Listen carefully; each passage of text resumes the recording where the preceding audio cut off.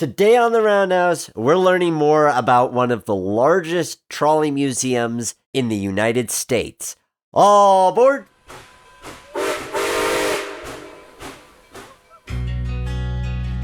In days past, the roundhouse was where the railroad worker united with the steam locomotive, each to prepare for the journey ahead.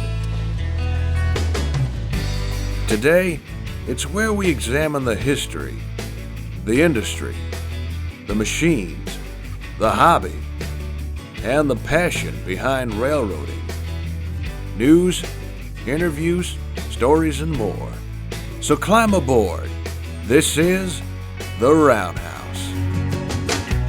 Welcome to the Roundhouse. I'm your host, Nick Ozerak, and this is episode number 151 of our Trains and Railroading podcast, where we're talking about everything in the industry and the hobby.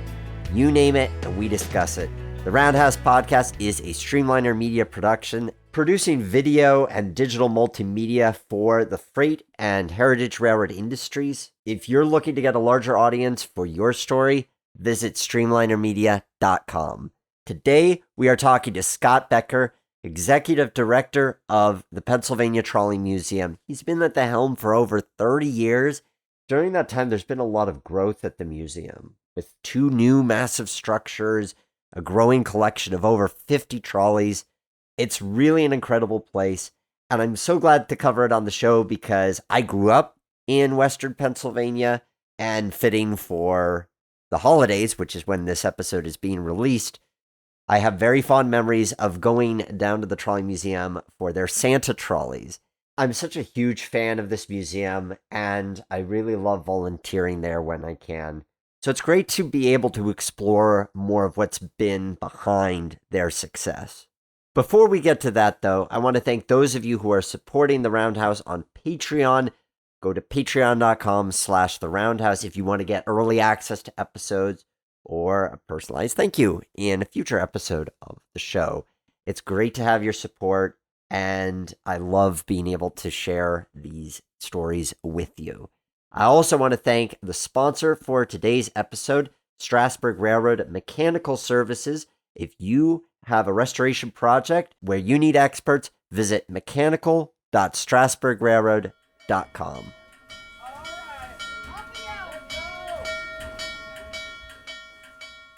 Our guest today is the Executive Director of the Pennsylvania Trolley Museum.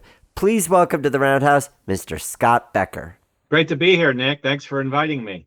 It's so great to have you on the show, Scott. My memories of the Trolley Museum go all the way back to when I was 4, growing up in Western Pennsylvania and being able to ride the Santa trolleys.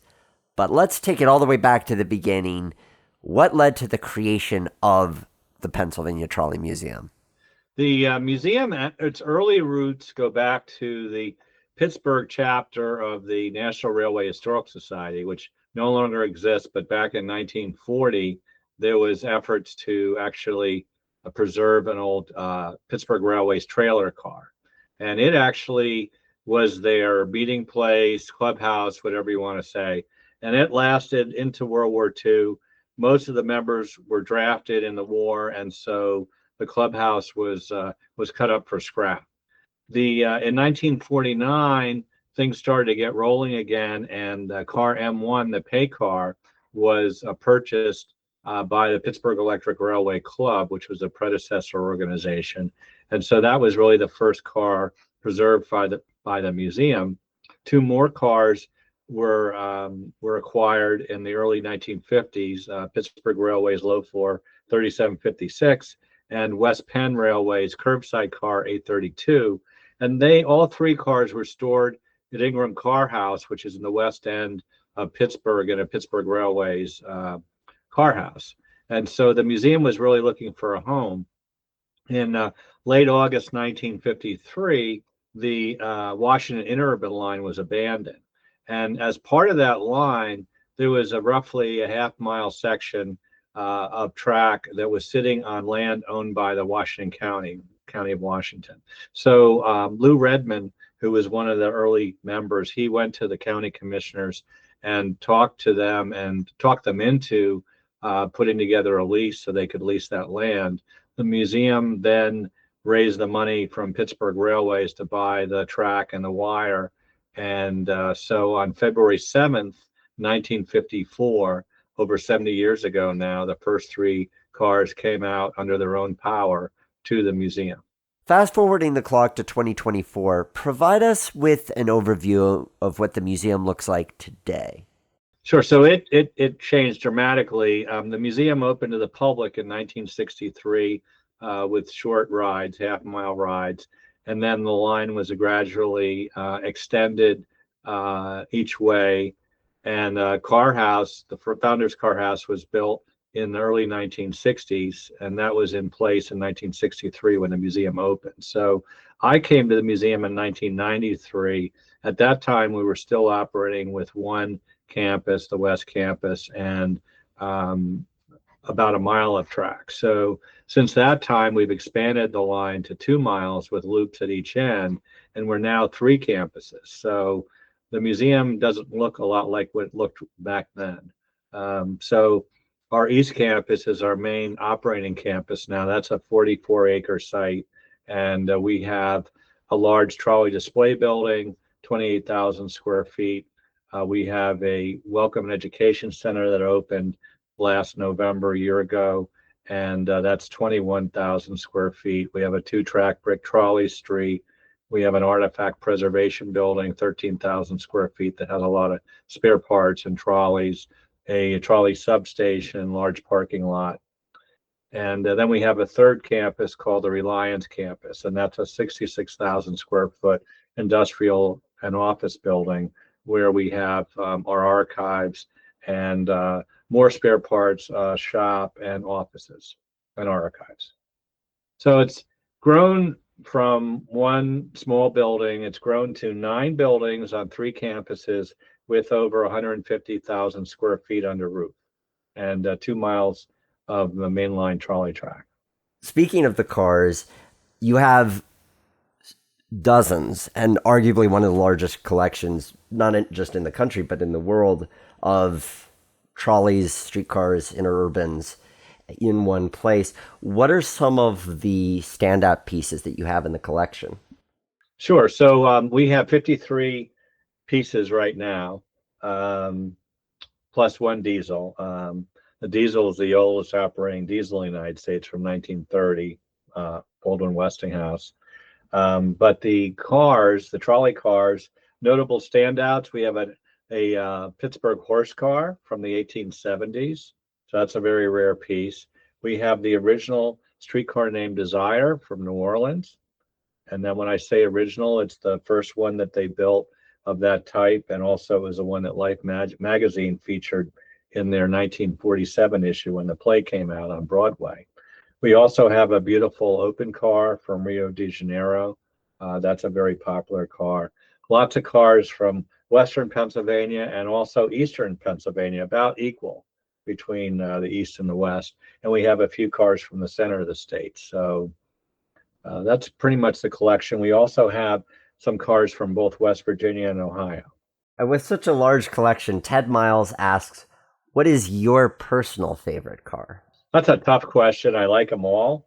I guess if I'd be partial to the Red Arrow cars. So Red Arrow was the Philadelphia Westchester Traction Company, which became Philadelphia Suburban Transportation rather, and it ran in Eastern Pennsylvania. So we have, right now we have 9 cars from that system. We're going to be adding a 10th car. So it's a most impressive collection from that company anywhere. And they were broad gauge, and the museum's broad gauge. So when I say broad gauge, we're 5 foot 2.5 inches between the rails, and standard gauge is 4 foot 8.5 between the rails. We're the only museum with that gauge. Which is part of the interest of it. Some folks might be wondering, well, if you're the Pennsylvania Trolley Museum, why is it you have a New Orleans car? But of course, the New Orleans network running on Pennsylvania trolley gauge down in Louisiana is an interesting anachronism in its own right. So it's fitting that you have that as part of the story of this unusual arrangement. Yeah, it's broad gauge. We have actually Philadelphia and Pittsburgh to this day are broad gauge. And we also have cars from other West Penn railways, which is broad gauge. Cincinnati was a broad gauge, and we have a car from there. Columbus was broad gauge, and of course New Orleans. So we have examples from all the major broad gauge systems. With so many cars, the challenge then becomes how to keep them all protected under roof. What was the pathway to the construction of the trolley display building? We had been acquiring land for the East Campus. Actually, when I came here in August of 1993, some of the land had already been acquired, and then we doubled the size of what we acquired there, and we've added on to it since then. And the idea was, originally the museum wanted to build a new visitor center. We had when I came in 93, we built a small 2,500 square foot welcome center, which we knew was an interim.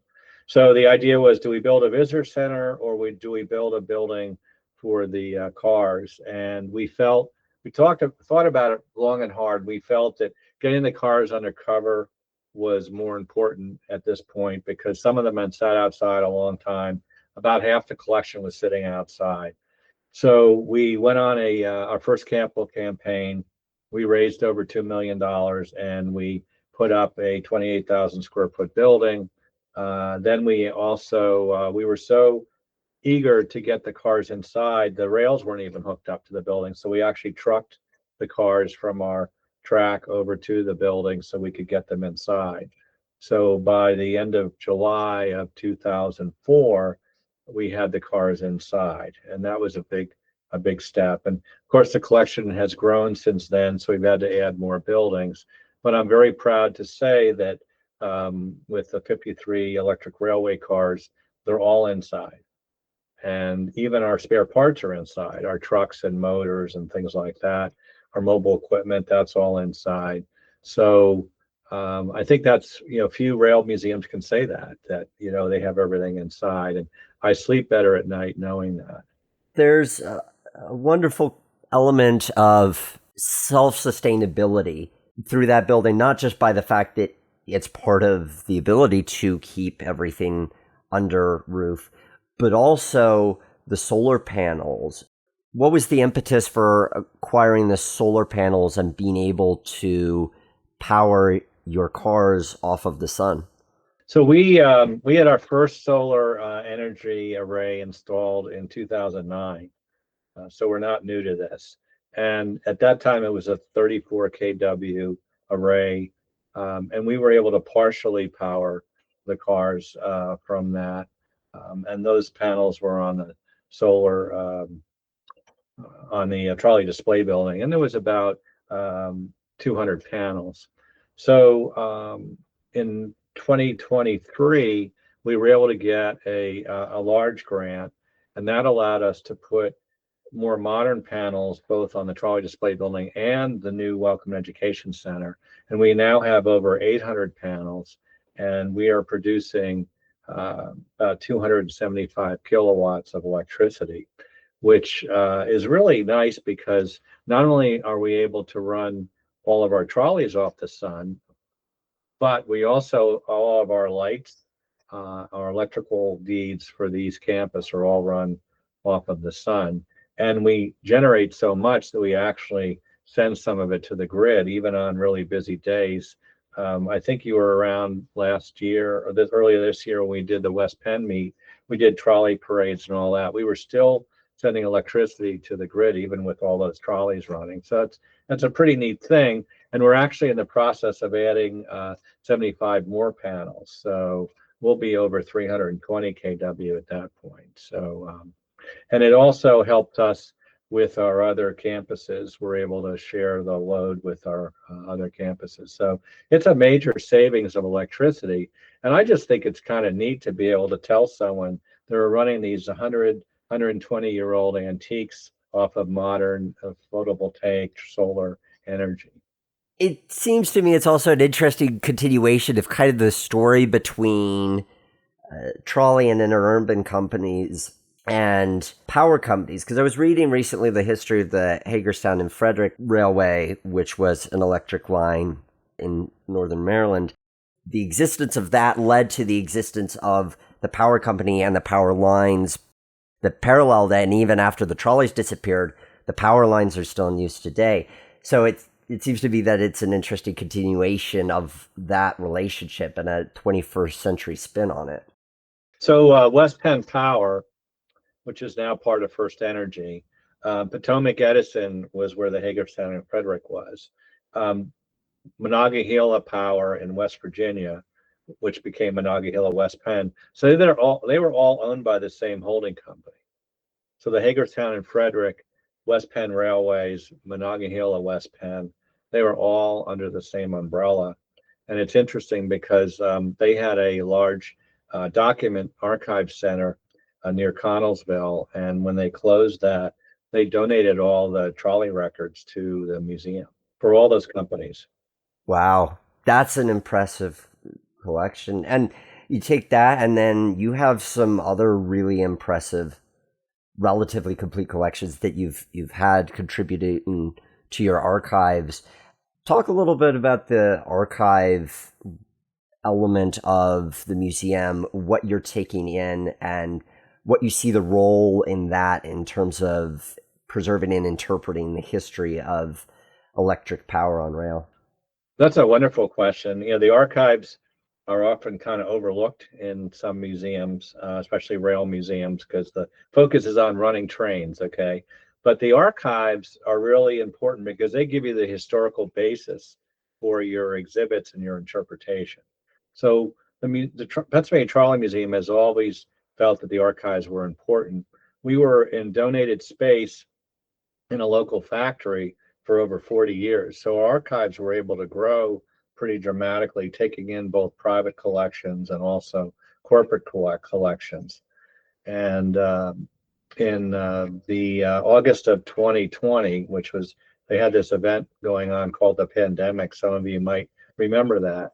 So at that point, we were told by our landlord that we had to leave because the roof had failed on the building, and we were the only tenant in that building, and so we had to leave. So fortunately, the Reliance building was available for sale, and we were able to pull the money together for a down payment, get a mortgage, and we moved the archives to this building. And it's the first time in our history that the archives has been in a museum-owned building. So that's kind of a big deal. So it gives us room to expand. To give you an example, just earlier this year, we were fortunate to be donated by Wabtec the Westinghouse Air Brake corporate archives. So that's pretty cool. We actually have George Westinghouse's original desk when he was in the Strip District in the late 1860s inventing the air brake. So we're pretty excited about that. George Westinghouse is a giant in the trolley industry, no question about it. So we want to do more on his life and what he did. And we have major collections of not only Westinghouse Air Brake, but Westinghouse Electric, Pittsburgh Railways, Philadelphia Rapid Transit, Philadelphia Transportation Company, as I mentioned before, the West Penn Power archives. So we put together some very impressive archives, and we also have some private collections that have been coming to us. So that's an area we want to focus on growing. Now that the front end of our museum, the visitor end, is in a good spot, we want to be able to improve the facilities for our archives. When you're looking at that improvement, what do you envision as being the best way to interpret the collections that you have?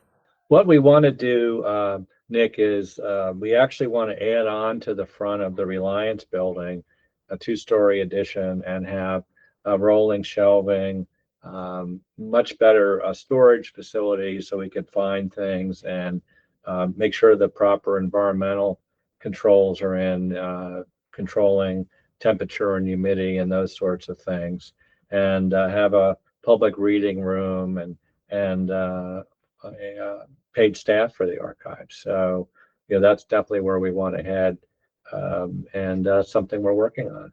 That will be exciting to see take shape. Of course, your recent victory, as far as a building reaching the point of completion, is the Welcome Center. Anthony Vo asks, what is the key to creating an engaging educational museum environment for not just the rail transit enthusiast, but also the average visitor? Well, the museum actually, going back into the early 1980s, wanted to have a proper visitor center. So the idea has expanded a lot over the years as we acquired real estate and that kind of thing. We went through the normal steps that a capital campaign would take. So just briefly, I'll tell you what those are. So we put together budgets and plans, architectural drawings, what have you. We went to a fundraising consulting firm to do a fundraising feasibility study to see how much was really available. And once we knew that, we made the proper adjustments to our plans, and then we were able to get a lead gift. So we had a head start, and then we announced the campaign to the public and started fundraising. It was quite an involved process, a lot of twists and turns, especially when you're trying to build this building right in the middle of the pandemic. Ed Lookire says, please take us through the process of going from an idea to the completed center, including getting buy-in from state and local politicians, securing funding. What advice do you have for similar organizations who might be considering the same sort of transformational project? I'll add on to Ed's question with my experience going to your ribbon cutting event a couple of years ago, back in 2023, when you had this gathering of all these local businesses, community partners, nonprofits, state and local representatives. It was just this massive parade of partners that you'd accumulate. Both my wife and I were really impressed by that. Well, to me, Nick, the best projects are projects that the community is fully engaged in. And ever since we've started our growth at the museum, and this goes back to the early 1990s, we've had on an annual basis a celebration of a major accomplishment. Some people have blamed me for never seeing a ribbon that shouldn't be cut, but we've cut a lot of ribbons here. But I think that's important because it demonstrates to the public, to the community, through the media and what have you, and to our elected officials, that there's constant improvement. We're building momentum, and you have to build momentum. And also what you're showing is a track record. So when we get a grant, we spend the money correctly. We show everybody how we spent the money. We celebrate that. And I think that's very important to funders. I look at donors, major donors, whether it's state funding officials or foundation people or individuals, they're investors. And we have to look at them that way. They're investing either literally their capital or their political capital, and you need to prove to them that you're worth it and that you're going to come through, and you're going to come through with a project that's going to improve the community. And I think that we've been able to do that. It strikes me through my work as a freelance filmmaker and having worked with entities to create videos that are for grant proposals, both in the tourist railroad and freight railroad side of things, that the ability to demonstrate a narrative, the ability to demonstrate either here is what we are looking to accomplish, here's the beginning, middle, and end of that, or if you're at the tail end of that, to say here are the stages in a way that people can wrap their heads around. So it isn't just arbitrary, oh, there's making progress, but there's clear arcs to each stage of what you're trying to do. Exactly. We first and foremost look on ourselves as an educational institution. So we take interpretation very seriously. That's the visitor experience is what we do. That's what our product is. That's what we sell. When someone walks in and puts their money or their debit card on the counter, they're not buying a trolley ride. They're buying an experience. And so we look at how can we improve the experience? How can we make it enjoyable for people? We call it edutainment. So we're educating and entertaining all at the same time. And to me, that's the best way to approach it. So interpreting the trolley era is what our mission is. And the trolley era is a great period of time. The first electric cars came around about 1890, and the impact of the electric streetcar on people's lives was enormous. You went from basically dirt roads, which turned into mud during rainy seasons or whatever, and slow to get to work and what have you, to all-weather transportation that allowed neighborhoods to grow, to allow cities to grow, to allow cities to be linked by interurbans, rapid transit systems to allow cities to grow. So it's really a great story, and there's a lot of angles that we can look at in this story. So I think we're really lucky to be able to tell that story to people.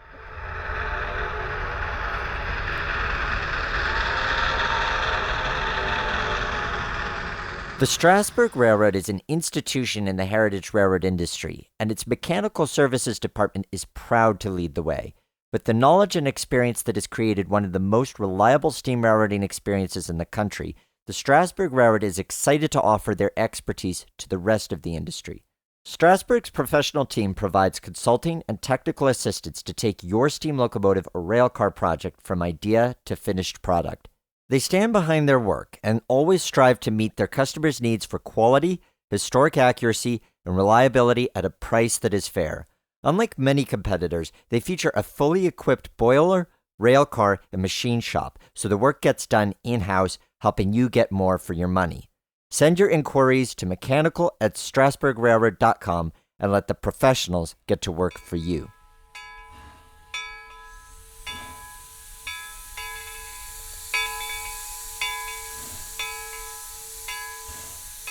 It's clear when you're thinking about the experience that you're giving people, Scott, that has been thought through so clearly with regards to how these buildings are arranged to each other and the visitor experience of walking through them, especially the idea that they're going through the Welcome Center, they're seeing the exhibits that contextualize the history of this, interactive exhibits for kids.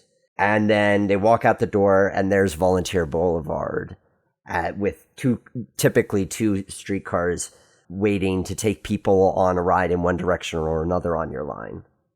I think it's a pretty amazing experience.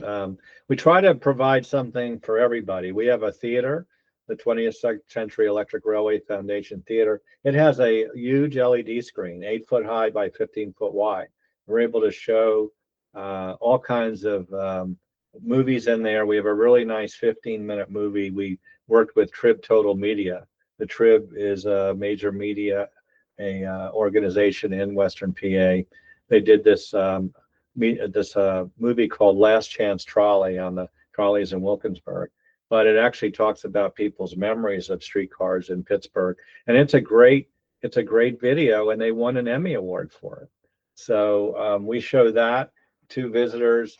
You mentioned the interactive exhibits. They're extremely important. Right now we have 7 out on the floor, and also an interactive trolley simulator. They were built. We work closely with the Carnegie Science Center, which is one of the most respected institutions in Pittsburgh. They attract over 500,000 visitors a year, and they know how to build exhibits that are tough and can withstand a lot and also are effective. So we work closely with them. They're actually developing 7 more that should be here in early 2025.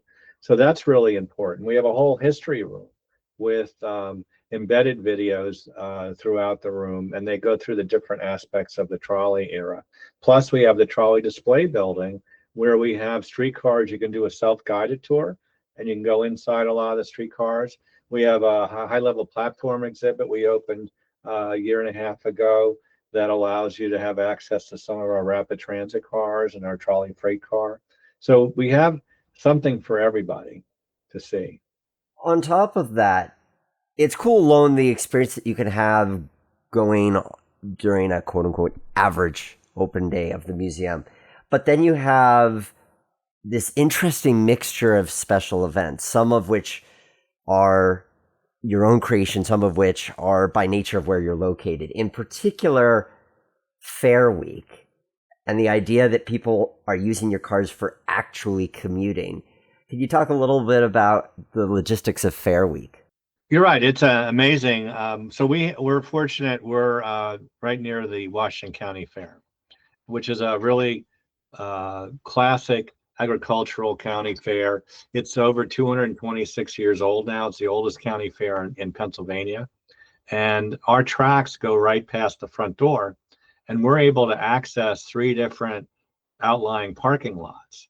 So we have a park and ride operation, and we start at 10 in the morning and we run until 11 at night, usually three shifts of all volunteers.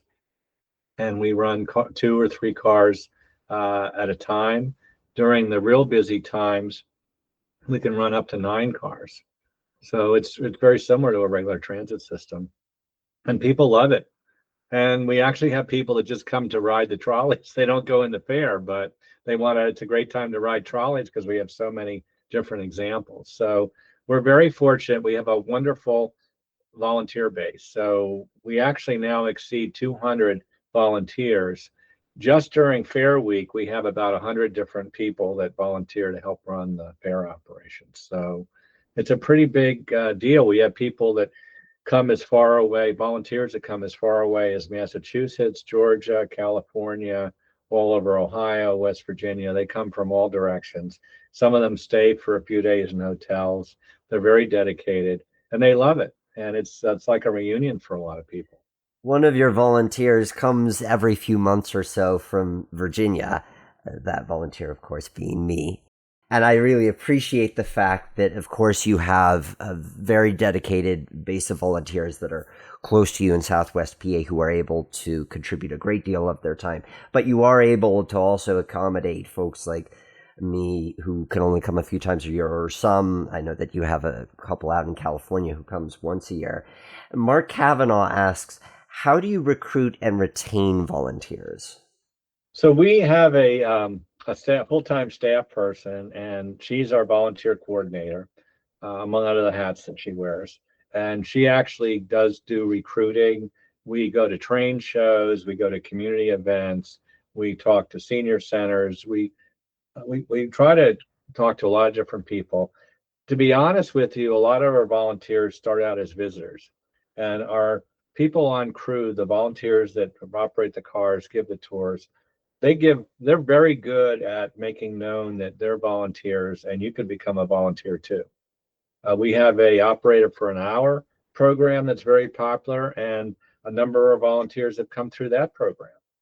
So right now we're just over 200 volunteers. That's the most we've ever had at one time at the museum's history. I'm also going to pat Scott on the back here and his team by saying that the pathway to becoming a volunteer is clear when you know what's expected.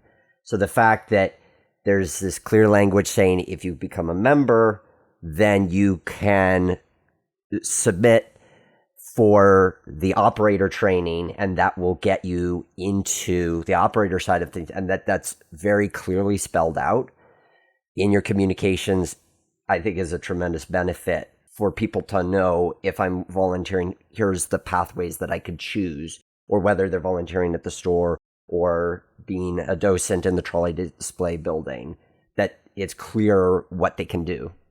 One of the things that we also try is we do have a small paid staff. Right now we have 11 full-time people. And we try, as far as the front-facing people that face the museum visitor, we all have badges, shirts, what have you, that say staff on them. So to the visitor, they don't know if they're talking to a volunteer or a full-time paid or part-time paid person, but it really doesn't matter. They're, as far as they're concerned, they're talking to someone from the museum. And I think that's very important when you're promoting teamwork. We all work together, the paid people and the volunteer people. And speaking of people, Scott, I wish to turn the spotlight to you and ask, what was your pathway to becoming involved with the Pennsylvania Trolley Museum? Well, I've been involved with Trolley Museum since I was 15 years old. So my dad was a rail fan. He would take my sister and I and my mom to rail museums all over New York and New England. I rode my first trolley when I was 4 years old, the Seashore Trolley Museum in Kennebunkport. Remember taking us to Steamtown.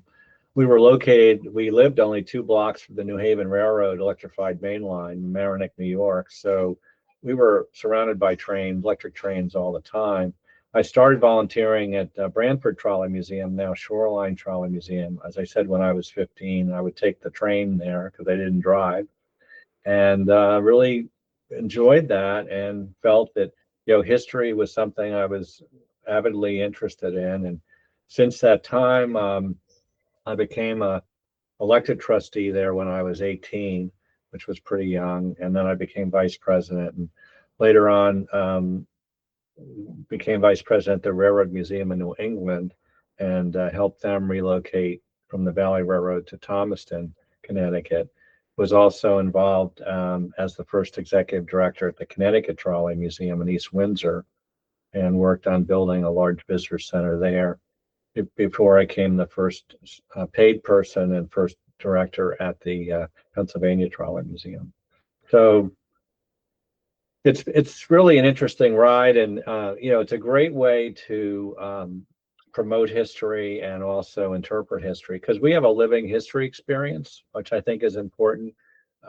We're not a typical static two-dimensional history museum with things on the wall or things in display cases. We do have things on the wall, we do have display cases, but you actually get to ride on our artifacts and go down the track, and it's a three-dimensional experience. You get the sights and the sounds and the smells of the trolley era, and that's really hard to replicate.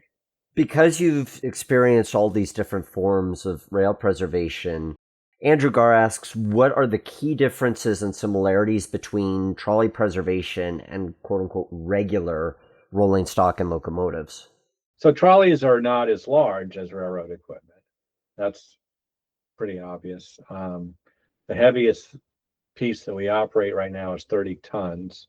So that sounds like a lot to the layperson, but to a railroad car, it's not. So it's lighter. The cars are somewhat smaller, which is good because you can fit more of them inside the building. So it's also a different kind of history. Railroads connected towns and cities. Trolleys did too, but trolleys more were connecting neighborhoods. So that's kind of what we focus on. The other thing that's kind of cool about trolleys is that they're green.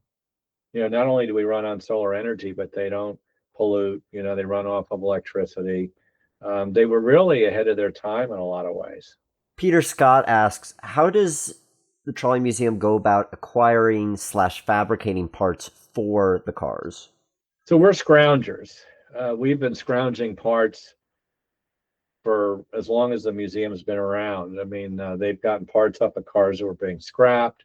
When the transit authorities switched over from the older cars to the light rail cars, for instance, we were able to get a lot of parts. That's why we built a warehouse building, basically, to house these parts and also inventory them. So, what I say is that when you're going to run trolleys forever, you need a lot of parts.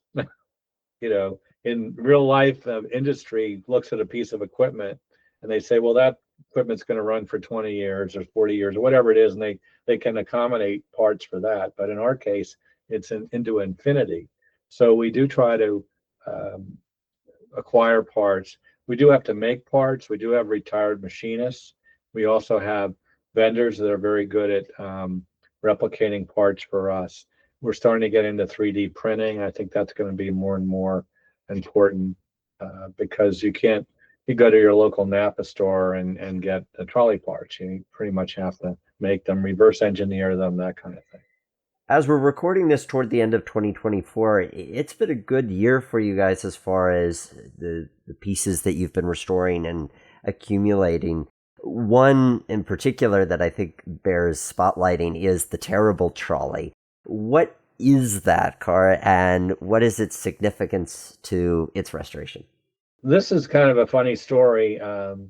Back actually over a year ago, a year and a half ago, we were contacted by the local CBS Pittsburgh outlet, KDKA TV, and they had a weekend sports show, and they said, "Can you give us some photos on the terrible trolley? We're doing a show on how sports and transportation intersected." So we started looking, and then one of our volunteers said, "That trolley still exists." And I said, "Really?" I said, "Yeah, this guy out in Ohio owns it." So I knew who he was, so I called him up, and he said, "Yeah, I'm glad you called me because I just sold the land that the building's on. I need to get rid of this." So they came to a deal, and the last day of May of 2023, the car came back out here. And what's interesting about the car, it was built in 1949 to run from Pittsburgh to Washington, Pittsburgh to Charleroi. It was a PCC interurban car. And in 1980, a 9-year-old girl wrote a letter to Mayor Caligiuri, who was the mayor at the time, and she said, "Dear Mr. City Promoter, you need to have a trolley painted for the Pittsburgh Steelers." And the Steelers had won 3 Super Bowls at that point, and they were just about to play Super Bowl 14. And so the mayor gave the note to the Port Authority of Allegheny County, and they jumped to it. And within 10 days, they had a car painted for the Pittsburgh Steelers. And it was called the Terrible Trolley because Myron Cope, who was a popular sportscaster in Pittsburgh, had come up with a terrible towel. And anybody that's ever watched a Steelers game on TV sees all these towels flying, fluttering around in the stands. And it doesn't matter whether it's in Pittsburgh or somewhere else, they're everywhere. So they called it the Terrible Trolley. And they rolled it out the Friday before Super Bowl 14. They had 6,000 people in front of the city county building. And this trolley comes out, and people just went bananas. And it was hugely popular. It ran for about 6 or 7 years, and people loved it. And then it was repainted in the original Pittsburgh Railway scheme, and it became a fan trip car. And then after that, it was repainted in the more modern white and black and gold scheme. And it ran until about 1998 when it was retired for a second time, and a private owner bought it and shipped it to Ohio. So when we were able to bring it here, our goal was to repaint it as the Terrible Trolley. The Pittsburgh Steelers and NFL properties, they were very open to the idea and gave us a license so we could use their logos and everything. And we're in the process of repainting it right now. We've done a lot of work on it, and we hope to have it running probably by mid-2025 at the latest. So that's our goal. And it's going to be a huge hit. When I came to Pittsburgh 31 years ago, I found out right away the Pittsburgh Steelers are not a sports team, they're a religion. You know that, Nick, and it's crazy. And there are Steelers fans literally all over the world. There are Steeler bars all over the world. There's actually a Steelers bar 2 blocks from the Vatican, just to give you an idea. So this is a big deal. And we know that when it comes down the track, there's going to be a lot of excitement about it. Oh, certainly. When I lived in Pittsburgh for a couple of years in the mid-2010s, I knew when everybody was wearing black and gold, it was some game day. It was one of the 3 sports teams in town, and a good chance it was the Steelers because everybody was wearing black and gold. So it's great that you have that. You're able to build that additional connection with the community of like, hey, we're sports fans too. Look at this piece of history and its relationship. And on the front of community, it feels like the more I've gotten to understand the trolley and streetcar preservation niche of rail preservation, that there's a lot of tight inner networking that you guys have going on. Your most recently acquired car is a 1906 Philadelphia Rapid Transit car that you got from the Electric City Trolley Museum. How would you describe the significance of being able to have this working relationship with other trolley museums in the country for being able to accomplish the work that you're doing? Well, the trolley museum world is very interesting. I call it a fraternity, if you will, and we all know each other. We all work together. We share parts. We share ideas. So the idea of actually the Electric City Trolley Museum came to us and says, look, we don't have the room to preserve this car, but we think you should. And we thought about it. He said, yeah, it's one of the oldest Philadelphia streetcars in existence. It's a standard car. We have a tremendous Philadelphia streetcar collection, transit collection, so it made sense to acquire it.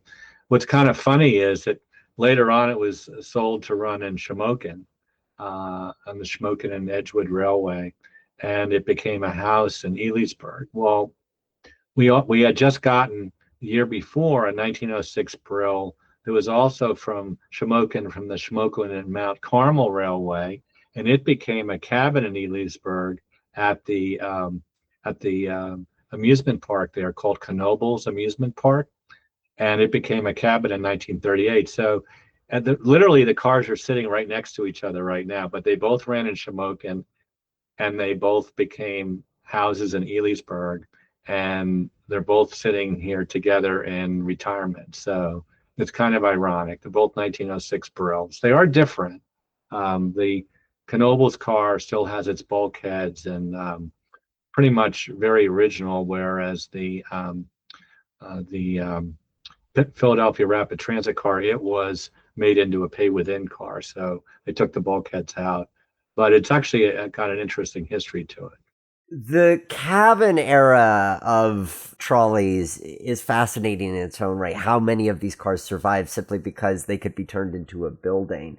I love the fact that one of the cars in your collection, the Jersey Shore car, is one that your intention is going to be to restore it as a cabin rather than an operating trolley. Right. We've had a volunteer crew from Range Resources, which is a neighbor, and they actually do a lot of community service work. So they've been working on helping us to restore the interior as a cabin. So we've gotten donations of hunting equipment and things like that. And the idea is to leave the exterior of the car the way it was found after Hurricane Agnes, which is another part of the story. It's a survivor, but people are fascinated by that. So you have so much going on at the museum. You've got the preservation work of the archives, of the cars, the operation, the events. There's all these different things that you and your team are overseeing and consistently looking toward the future. D. Murphy asks, what are the qualities that make for a good executive director? Well, you have to be ambidextrous. You have to be able to do a lot of things. Um, I was the only employee here for the first 6 years. And I used to tell people I was the chief cook and bottle washer.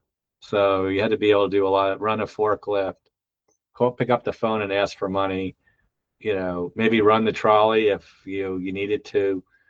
You've got to be able to work with a lot of different types of people, kinds of people, different personalities, kind of be a cheerleader for the museum, be able to do a lot of missionary work in the community to build support, those sorts of things. So it's a unique job in a lot of ways. Every day is different, which is what I like about it. You get to work with some great people, very passionate people, and it can be very rewarding to see a trolley that was a total wreck and see it restored and run down the track in factory fresh paint is a nice thing to experience. That diversity of people that you have, it speaks to the culture. When I go to the museum these days, I notice that there's, besides the volunteers who are quote unquote on duty, who are operating or interpreting, there's always seems to be a good dozen so people around who are just coming to hang out, of a variety of ages and backgrounds. What are the things that you've tried to foster in order to keep that feeling of this is kind of this gathering place for your crew, and being able to have such a good gender diversity and age diversity? One of the things we're really proud of, Nick, is our next generation committee. So we have about 30 people that are or 25 people that are under age 30. And some of them have been there quite a while, and they've kind of grown up at the museum, kind of the way I did it when I was 15. And so we really encourage them, because I tell them, you're the future of the Trolley Museum. We all want to see the museum go on long past when we're gone. So it's really important to bring new people in to keep that tradition going. And we do get retired people, and we do get a turnover of retired people. So that's good. And then we have some people in the middle, in the 30s and 40s, 50s that come out. But it takes people from all different backgrounds. And I think it's very important that we foster teamwork and having a place that's very accessible to people and welcoming to people. You recently became a certified autism center. Why was that important for you? Yeah, that was a great accomplishment. We were very proud of that. We want to be open to everyone, and we do get quite a few special needs groups. We do have some of our trolleys are accessible to people in wheelchairs. We have wheelchair lifts and that sort of thing. So over 80% of our frontline staff has taken training to work with people that have some level of autism. My last question for you, Scott, is at the end of the day, what makes you most grateful about this career that you've had and seeing how far the Trolley Museum has come in the past decades? Well, I tell people I'm living the dream because we all dreamed of having really nice visitor facilities and nice cars to run. We have 23 operating cars now, and we all work so hard. I have a number of volunteers that have been here since the 1960s, 70s, even going back to the 1950s. And to see all this come about and to get to the point where we're at now is very gratifying and very satisfying.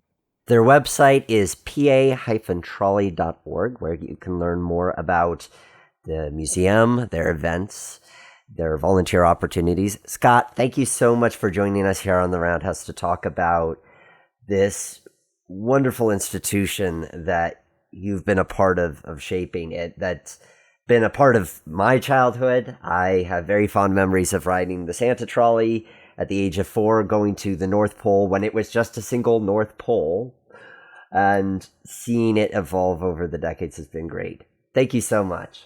You're welcome, Nick. Good talking to you today. And now, the question of the day.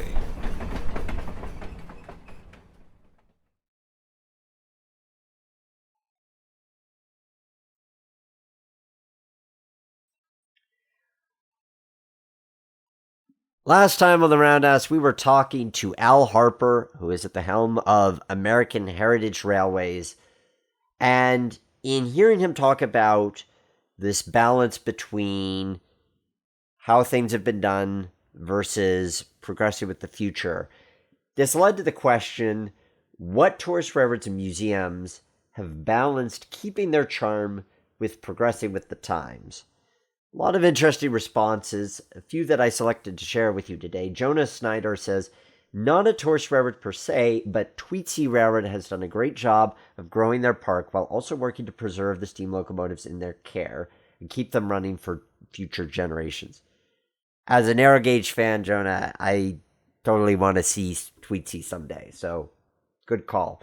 Chris Davidson says, honestly, in my opinion, a mix of like 70% sticking with tradition, with 30%, well, we got to change for insurance reasons and because this is popular is probably best.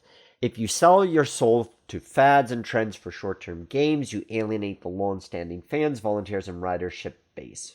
That's certainly an interesting take, Chris, and interesting to try to quantify it as a 70-30 split. I would opine, though, that with that 30%, it's not just because of insurance, but sometimes there are genuinely better ways to do things. I would say there's more to it than just trends. Calum Valdivinos, hope I got that right, Calum. The big 4 railroad operations in Nevada, Virginia City, Nevada and Northern, Boulder, and Carson City, have all done an amazing job keeping to the mission of preserving and operating historic equipment while keeping things fresh and enjoyable. The themed trains, Railfan, and 'Cause It's Fun events have made these trains extremely popular for young folks and families. Interesting to hear. I hope to make it out there someday in that neck of the woods. I really haven't seen any of those, so thank you for sharing that. Today I have 2 questions of the day for you. The first, in the spirit of the holidays, is what is your favorite railroad holiday memory? The second is, what questions do you have for me, your host, Nick Ozerak, whether it be about podcasting or about the guests I've had on the show, my experience filming freight and tourist railroads and museums. I'd love to answer your questions. This comes as a request because I put the call out to how you would like to celebrate the 10-year anniversary of the podcast. And one of the suggestions that I received was to be the interviewee, which is going to be very unusual for me. I've got a special guest interviewer. You know him. He's been on the show before. And so I'm going to be answering your questions. So if there's any questions you have about the podcast or Streamliner Media or my philosophy on heritage railroading, next generation railroaders, any of these topics, you can respond on the roundhousepodcast.com. There's links to social media there as well. Guys, it is such a tremendous joy to be concluding 2024, a great year with some great guests with you. I'm looking forward to what 2025 brings, including celebrating 10 years of this podcast, which is really tremendous, and I'm so happy about it. And if you've been along for the ride for just 1 year or for all 10, thank you for joining us. Remember, as always, that the Roundhouse is our house.